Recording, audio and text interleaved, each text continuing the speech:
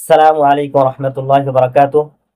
একজন জানতে চেয়েছেন, গোসলের জন্য তায়াম্মুম করলে ওযুর জন্য ভিন্ন তায়াম্মুম করতে হবে কিনা।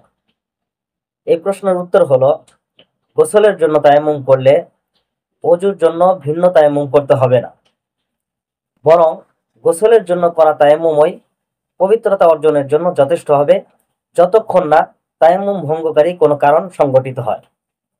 কারণ গোসলের মাধ্যমে যেমন পবিত্রতা অর্জন হয়, তেমন গোসলের স্থলাভিষিক্ত তায়াম্মুমের মাধ্যমেও অনুরূপ পবিত্রতা অর্জন হয়।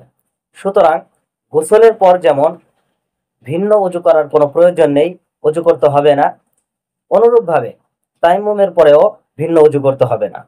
এই মাসালার প্রমাণ হলো আল মাবসুত লিসারক্সি 1 নম্বর খণ্ড 113 নম্বর পৃষ্ঠা, ফাতাওয়া হিন্দিয়া 1 নম্বর খণ্ড 84 নম্বর পৃষ্ঠা, আল আসল 1 নম্বর খণ্ড 113 নম্বর পৃষ্ঠা।